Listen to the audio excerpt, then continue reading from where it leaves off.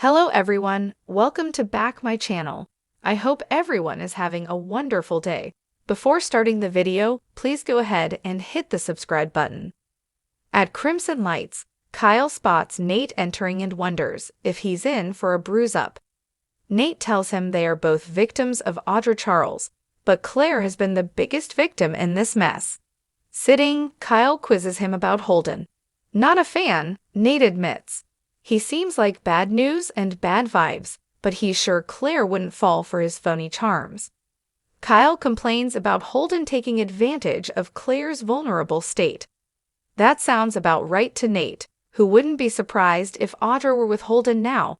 Kyle assures him he's better off without her. Unfortunately, I have to agree, Nate says. In Chancellor Park, Claire complains to Victoria that Kyle keeps digging himself in deeper thanks to his lousy choices. She fills her mom in on the contract he signed with Victor, which he likely would have never told her about. The deal doesn't surprise her mom, but she's sure it was a sign of profound love. Claire thinks Kai is clueless about how to cope with their relationship. What if he loves me too much? Claire ponders, explaining how possessive he's been because of her friendship with Holden. Cue the eye rolls as Victoria explains that Kyle told her that Summer was his first love, but he has never loved anyone as much as he loves Claire. Cue some more as she makes excuses for his behavior and urges her daughter to give Kyle some grace. If he's broken her trust beyond repair, that's a different story.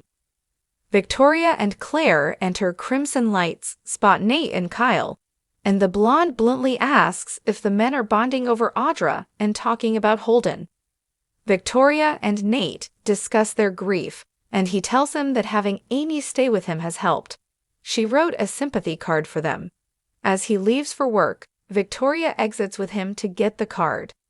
Left alone, Kyle admits to Claire that they were discussing Holden. Nate confirmed what he suspected. Patronizing as ever, Kyle hopes she can understand that he only wants to stop her from getting hurt. Claire informs him she doesn't need protecting.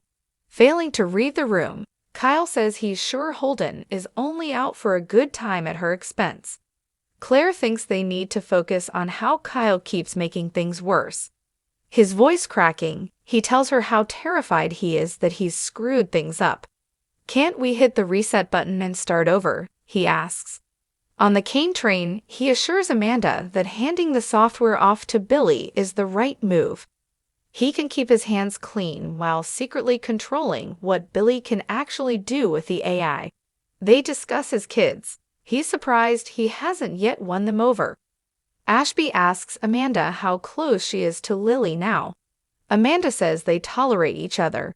Lily still can't avoid seeing her as Hillary, but also sympathizes with her because of how Devon betrayed her. Her boss asks if she can cultivate that sympathy into a friendship so she can find out if Lily will ever forgive him. Any little bit would help. As she tries with that, he has plenty to keep him busy. When Michael arrives at the Overlook, Phyllis demands to know why they are meeting in secret. Baldwin explains they are both now working for Kane's dream team.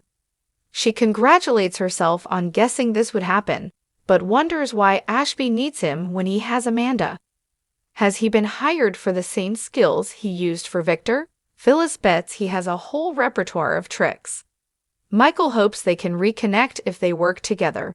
When Phyllis asks what happens when Victor finds out about his new gig, he claims he's keeping it secret. She's alarmed when he mentions he's not telling Lauren either.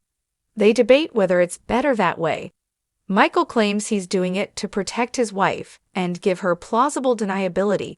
Phyllis isn't buying it. What secret is he protecting? Smiling, Phyllis says she knows him too well, he's lying to her.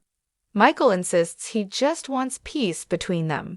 Phyllis informs him if he doesn't tell her his agenda, she'll go to Kane and convince him Michael can't be trusted. At Society, Lily tells Devon that her off-screen twins are not forgiving their father. The video wasn't enough to win them over. It didn't win her over either, although she can understand Kane a little better now. Thinking of Neil, she admits she'd hate for her kids not to have a relationship with their dad. Devin suggests they compare Kane to Tucker for a different perspective. Lily doesn't know what the twins should do, but she will always curse Kane for what he's done. Amanda strolls in, and Devin leaps up, immediately going on the defensive. The lawyer explains she will be spending more time in town now that Kane is there. She tells them how determined her boss is to make things right with his children. It's all he thinks about. Glaring at Devin, she asks to speak to Lily privately.